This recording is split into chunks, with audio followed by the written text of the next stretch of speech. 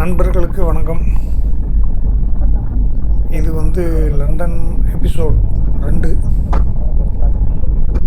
லீட்ஸிலிருந்து ட்ரெயினில் போயிட்டுருக்கும்போது எடுத்தது. இதை அப்படியே பார்த்துட்டே வாங்க.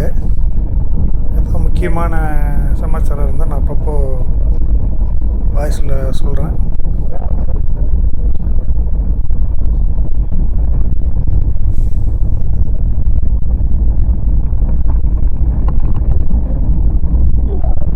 ரயில் போதும் பாதை எங்கும் இந்த மாதிரி ஒரு பசுமையான சூழ்நிலை. அவ்வப்போது வீடுகள் சின்ன சின்ன ஊர்கள் எல்லாம் வந்து போயிட்டுருக்கு. எல்லாம் ஒரே மாதிரி கட்டப்பட்டு இருக்கிறதுனால அதெல்லாம் நல்ல ஒரு காட்சியாக நம் கண்முன்னே தெரிகிறது.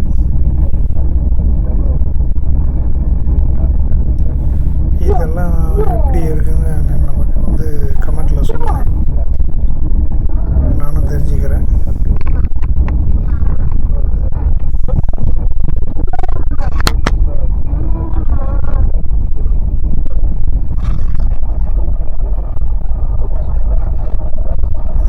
கிட்டத்தட்ட ஒரு வருஷமாக பாஸ்போர்ட் எடுத்து விசா எடுத்து எல்லாமே ரெடி பண்ணி போகிறதுக்கு நமக்கு கிட்டத்தட்ட ஒரு வருஷம் ஆகிப்போச்சு. அதனுடைய ப்ராசஸ் எல்லாம் முடிஞ்சு இப்போது லண்டனில் தான் இருக்கோம். London means UK. இப்போ லண்டனை சுற்றி பார்க்க போயிருக்கோம். யூகேல லீட்ஸுங்கிற இடத்துல நாங்கள் இருக்கிறதுனால அங்கேருந்து ட்ரெயினில் போயிட்டுருக்கோம். அந்த ரயிலில் போகக்கூடிய அனுபவம் நல்ல ஒரு சுக அனுபவம். ட்ரெயினில் போகிறது கூட தெரியாத அளவுக்கு அந்த சத்தமே இல்லாமல் போகுது ட்ரெயின். அந்த அளவுக்கு அந்த ரயில் பாதையெல்லாம் அமைச்சிருக்காங்க.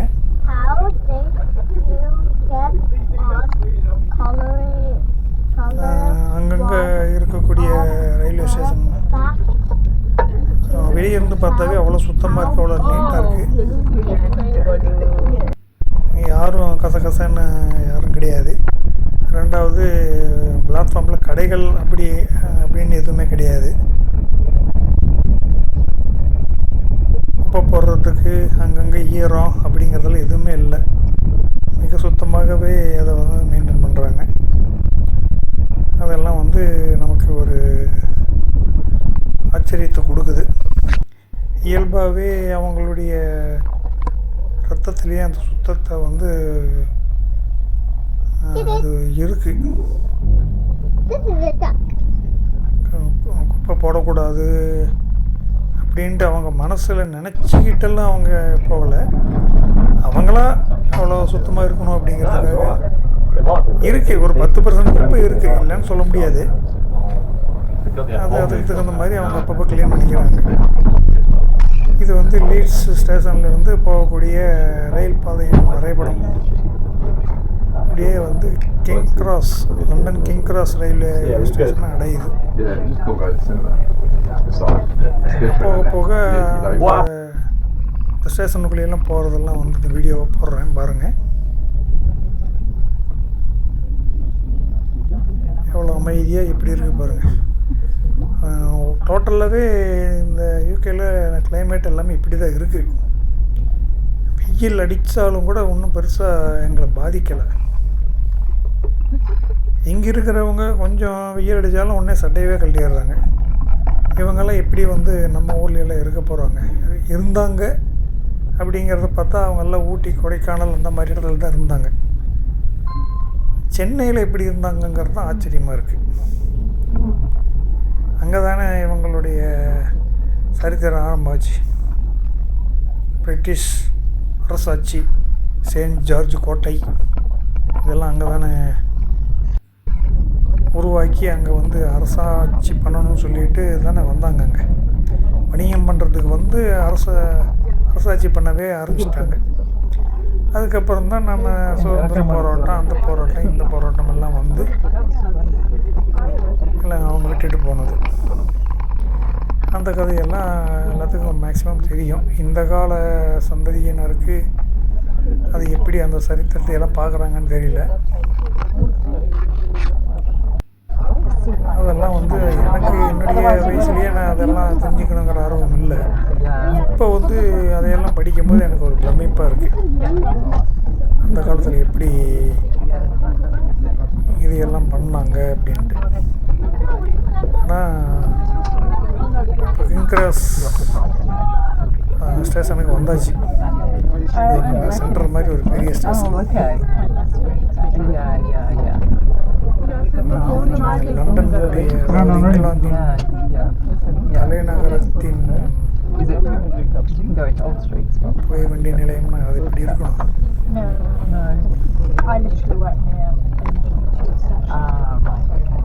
ரயில் எல்லாம் அந்தந்த இடத்துக்கு போகிறதுக்கு ரெடியாக இருக்குது. இப்போ நாங்கள் கிங் கிராஸ் ரயில்வே ஸ்டேஷன் வெளியே வந்துட்டோம். வெளியே வந்து டாக்ஸி பிடிக்கிறதுக்காக வந்திருக்கோம். டாக்ஸி பிடிச்சி போயிட்டுருக்கோம். போய் நம்ம டவர் ஆஃப் லண்டன் அப்படிங்கிற இடத்துல இறங்கி இப்போ நம்ம பார்த்துட்ருக்கிறது டவர் பிரிட்ஜ். டவர் ஆஃப் லண்டன்ங்கிறது ஒரு பழங்கால கட்டடம். இதுக்கு ஆப்போசிட்டில் இருக்கிறத காட்டுறேன். இதுக்கு டவர் பிரிட்ஜுன்னு பேர் வந்தது அந்த டவர் ஆஃப் லண்டன்னால தான்.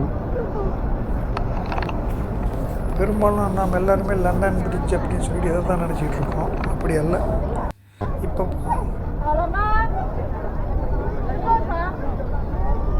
லண்டன் பிரிட்ஜுங்கிறது வேறு. அதெல்லாம் இப்போ புதுசாக எடுத்துக்காட்டு. இப்போ பாருங்கள், இப்போ என் பின்னால் தெரியறது வந்து எல்லாமே டவர் ஆஃப் லண்டன்ங்கிற ஒரு கட்டடம். இங்கே தான் வந்து அந்த கோகினூர் வைரமலை இருக்குன்னு சொல்கிறாங்க. அதை நம்ம போய் பார்க்க டைம் கிடைக்கும்போது நம்ம போய் பார்த்துட்டு வீடியோ போடுறேன்.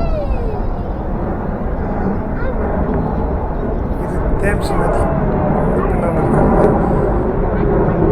இந்த நதியில் இப்போ வந்து தண்ணி கொள்ளவும் போயிட்டுருக்கு. போய் இறங்கின உடனே தண்ணி போயிட்டுருக்கு. நிறையா படகுகள்லாம் வந்து வேகமாக சீறி பாஞ்சிட்ருக்கு. இப்போ அந்த இடத்த பார்த்துட்டு மத்தியானம் டைம் ஆகிடுச்சு. சரி சாப்பிட போகலாம் அப்படின்ட்டு அப்படியே வந்துட்டுருக்கோம். இதுதான் வந்து டவர் ஆஃப் லண்டன் அப்படிங்கக்கூடிய மக்கள் எல்லாம் கூடி சாப்பிட்றதுக்கு ரிலாக்ஸ் பண்ணிக்கிறதுக்கான இடம். இது அந்த பக்கம் ஒரு சாலை போகுது. அதை இணைக்கிறதுக்கு அந்த வழியாக தான் எல்லா பஸ்ஸு வாகனங்கள் எல்லாம் போகுது.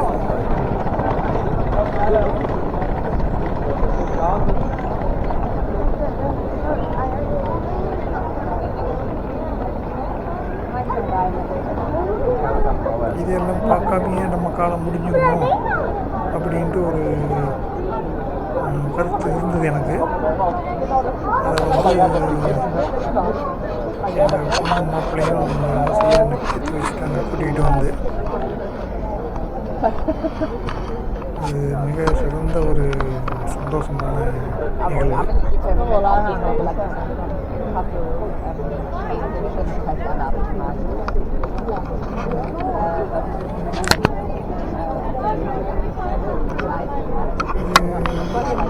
இது கிட்டத்தட்ட ஒரு 3 மணி இருக்கும்னு நினைக்கிறேன் அந்த டைமு.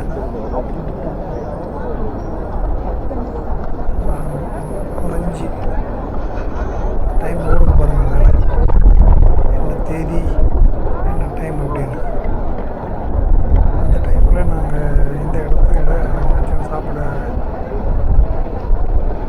ஹோட்டல் கிடைக்குமான்னு தேடிட்டு இருக்கோம். இங்கே வந்து KFC சிக்கன் அப்படின்ட்டு ஒரு ஹோட்டல் இருக்குதுன்னு சொல்லி கேள்விப்பட்டோம். சரி, நம்ம ஊர் சாப்பாடு இந்த ஏரியாவில் கிடைக்கிற மாதிரி தெரியல. நாங்கள் போய் KFCயில் போய் சாப்பிட்ருவோம். அது ரொம்ப காலமாக அங்கே இருக்கும் போல் இருக்கு. ஆரம்ப காலத்திலேருந்தே அங்கே KFC சிக்கன் இருக்கும் போல் இருக்கு. பழைய கட்டடத்தில் இருக்குன்னு சொன்னாங்க. அதை தேடி போயிட்டுருக்கோம். இந்த ஏரியா வந்து டவர் ஆஃப் லண்டன் இந்த இதுக்குள்ளே போகிறதுக்கு டிக்கெட் ஏரியா. அங்கேருந்து டிக்கெட் எடுத்துகிட்டு நான் வந்து டவர் ஆஃப் லண்டன் போனோம். ஏற்கனவே ஆன்லைனில் நான் டிக்கெட் புக் பண்ணியிருந்தோம். அதை வந்து கிராஸ் வெரிஃபிகேஷன் பண்ணிக்கிறதுக்காக போயிருக்காரு. அதை கன்ஃபார்ம் பண்ணிவிட்டு நம்ம டவர் ஆஃப் லண்டன் உள்ள போகலாம். இங்கேருந்து பாருங்கள், இதுதான் டவர் ஆஃப் லண்டன் முழு தோற்றம். டவர் ஆஃப் லண்டன் அப்படின்னா அந்த பிரிட்ஜ் மட்டும்தான் எல்லாருக்கும் ஞாபகம் வருது. இந்த கட்டடம் தான் டவர் ஆஃப் லண்டனுங்கிற ஒரு மெயின் அட்ராக்ஷன். அந்த டவர் ஆஃப் லண்டன் பக்கத்தில் அது அமைஞ்சிருக்கனால அது டவர் பிரிட்ஜுன்னு பேர் வச்சுருக்காங்க.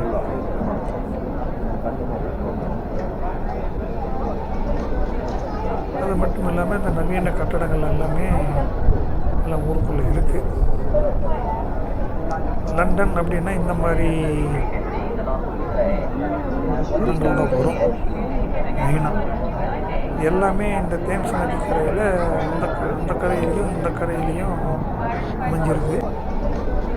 நம்ம இந்த பக்கம் இருந்து அப்படியே நடந்தோம்னா அங்கே லண்டன் பிரிட்ஜ் வரும். அது மேலே ஏறி அந்த பக்கம் போய் அப்படியே ரிட்டர்ன் வந்தோம்னா அந்த பக்கத்து கரையில் அந்த கடைசி வரைக்கும் போகலாம். இது நடந்து போகக்கூடிய மாதிரி தான் பாதை அமைஞ்சிருக்கு. அப்படியே மற்றபடி எந்த வாகனமும் போகாது. நாங்கள் நடந்தே தான் போனோம். சப்போர்ட்டுக்கு வீல் சேர் ஒன்று எடுத்துட்டோம். அது யாருக்கு கால் வலிச்சாலும் அதில் உட்காந்து போவோம். குழந்தைங்களும் அதில் உட்கார வச்சுட்டு அந்த வீல் சேர் அப்படின்னு ஒரு கான்செப்டு இருக்கிறதுனால போகக்கூடிய இடத்துல நமக்கு முன்னுரிமை கொடுத்துட்றாங்க. இது வந்து இந்த KFC சிக்கனுடைய சாப்பிடு முறை. இவர் தான் வந்து நிறுவனர், KFC சிக்கனுடைய நிறுவனர். இவர் தான் எதையோ தயாரிக்க போய் இந்த ப்ராடக்ட் வந்துருச்சுன்னு சொல்லிட்டு போயிட்டார். சாப்பிட்டு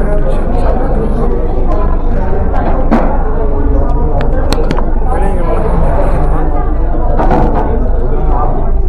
ஒரு நபர் சாப்பிடணும் 10 பவுண்டாகும்.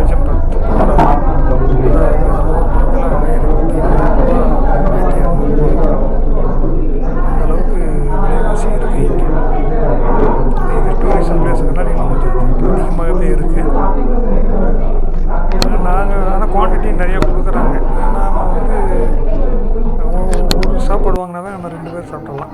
அந்த அளவுக்கு இருக்குது.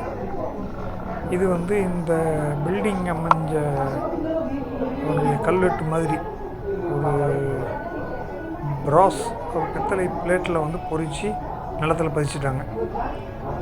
இதனுடைய வரலாறு இதில் இருக்குது. 1864லேருந்து 1991 வரைக்கும் இதை கட்டி முடிச்சிருக்காங்களா இல்லை அதை ஆண்ட கரெக்டாக தெரியல. அது முடிஞ்சு 4:30 மணிக்கு நமக்கு இந்த டவர் பிரிட்ஜுக்கு வரணும்னு சொல்லிட்டு இந்த டவர் பிரிட்ஜில் டவர் ஓப்பன் ஆகிற டைம் 4:30 மணி பாருங்க ஓப்பன் ஆகிருக்கு. கூட்டம் சரியான கூட்டம். பக்கத்தில் கூட போக முடியாது, அந்தளவுக்கு கூட்டம் இருக்குது. இருந்தாலும் நாங்கள் போயிட்டோம். தூரத்துலேருந்து அது ஓப்பன் ஆகிறத பார்த்துட்டு சரி போகிறதுக்குள்ளே பக்கத்தில் இப்படியே நெருங்க முடியுமான்னு சொல்லிட்டு நானும் முயற்சி பண்ணி அப்படி மட்டும் மோதி போயிட்டுருக்கேன். 1 நிமிஷம் ஓடிக்கிறேன். இது ஏன் இந்த வீடியோவில் வாய்ஸ் ஓவர் கொடுத்துட்ருக்கேன்னா கேமராக்கு 2 மைக்குமே சரியில்லை.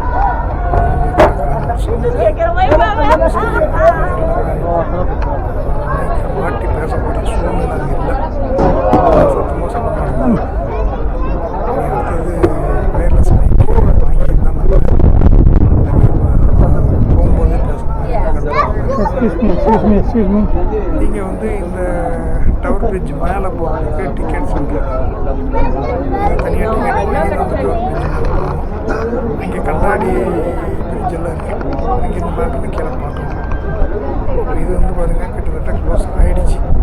கூட்டத்தில் நான் கேமரா கூட சரியாக பிடிக்க முடியல. சரி அங்கேருந்து இதை பார்ப்போம் அப்படின்னு சொல்லிட்டு எங்கள் படகு போகிறது அந்த நீர் வட்டத்தையெல்லாம் பார்த்தோம்.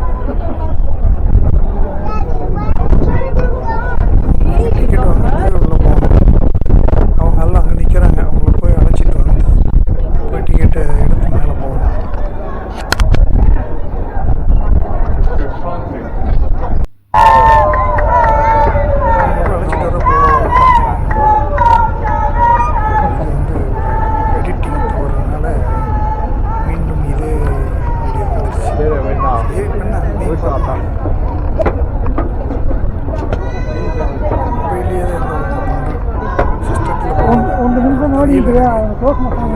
கற்றுக்கிட்டு நீட்டாக போகணும்.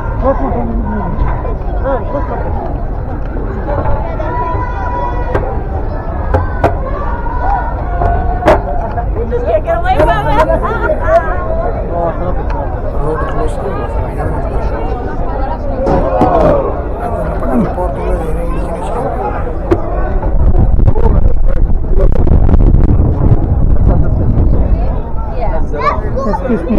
Excuse me.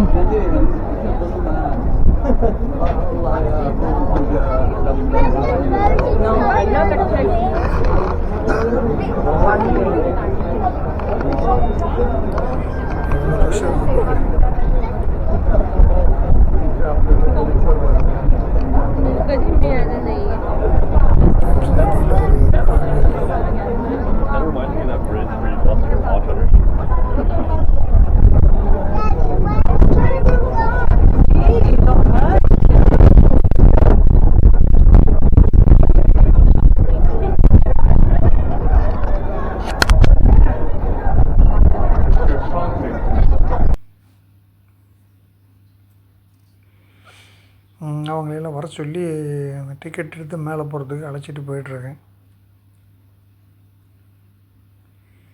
இது வந்து கீழே அந்த டிக்கெட் கவுண்டர், அது நிறைய க்யூ நிற்கிது. இதுதான் மெயினான ஒரு அட்ராக்ஷனாக இருக்கிறதுனால இங்கே கூட்டம் எப்போவுமே கூட்டம் இருந்துகிட்டே இருக்கும். அது சனி ஞாயிறுலாம் நல்ல கூட்டமே இருக்கும். இப்போது சம்மருங்கிறதுனால கூட்டம் கொஞ்சம் அதிகமாக இருக்குது. விண்டரில் கொஞ்சம் கூட்டம் குறைவாக இருக்குங்கிறாங்க. இது வந்து வீடியோ அந்த காலத்தில் இந்த டவர் உருவாக்கப்பட்ட காலத்தில் எடுத்த வீடியோ. அதை பற்றி அவர் வந்து விளக்கம் சொல்லிகிட்ருக்கார் கைடு. அது உள்ளே அந்த டிக்கெட் கவுண்டர்கிட்டே இருக்குது. அந்த காலத்தில் எடுத்த அந்த சினிமா புகைப்பட காட்சிகள், வீடியோ காட்சிகள்லாம் பாருங்கள்.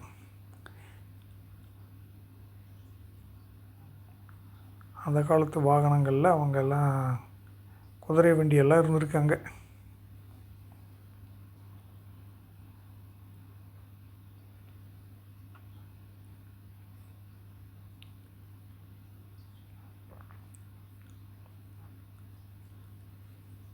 இது அப்போ பாருங்கள், அந்த காலத்தில் தூக்கு பாலம், அதை தூக்கி அந்த கப்பல் போகுது பாருங்கள். அப்போல்லாம் அது தூக்கிறதுக்கு அப்படின்னு ஒரு 2 இன்ஜின் வச்சுருக்காங்க. அப்போல்லாம் மோட்டர் கிடையாது. இன்ஜின் வச்சு அது மூலயமா ப்ரெஷரை க்ரியேட் பண்ணி அந்த ப்ரெஷரில் வந்து அந்த என்ன சொல்கிறது, வெயிட் பேலன்ஸ் பண்ணி என்னமோ ஒரு ஐடியா பண்ணியிருக்காங்க. அப்புறம் அதை பார்த்துட்டு டிக்கெட் வாங்கிட்டு மேலே வந்தோம். அதாவது டவர் பிரிட்ஜ் மேலே இருக்கோம். இப்போது மேலேருந்து அந்த காட்சிகளை பாருங்கள்.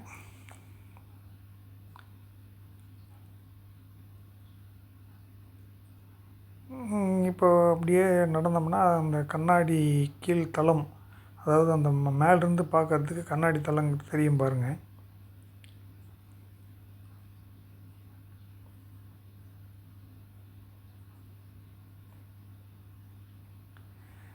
அங்கேயும் கூட்டம். நம்ம போய் ஒரு 1/2 மணி நேரம் அங்கே ஸ்பெண்ட் பண்ணலாம். ரொம்ப நெருக்கி அடிக்கிற கூட்டமாக இருந்ததுன்னா வந்து அப்பப்போ கிளப்பி விட்ருவாங்க. நெருக்கி அடிக்கக்கூடிய கூட்டம் இல்லாததுனால கொஞ்சம் ரிலாக்ஸாக நின்று பார்த்தோம். அங்கேருந்து பார்த்தா கீழே போகிற அந்த இருக்கு இல்லையா,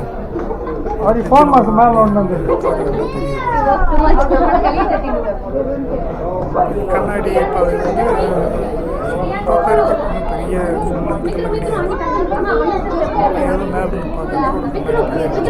நல்ல கனமாக பயமெல்லாம் பார்க்கலாம்.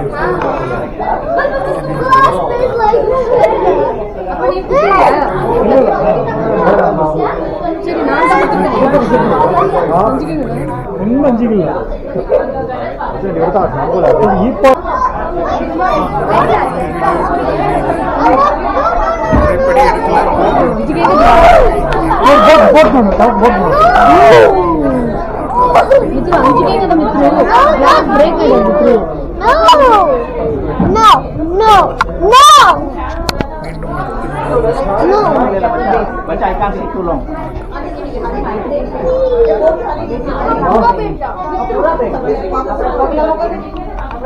Mira.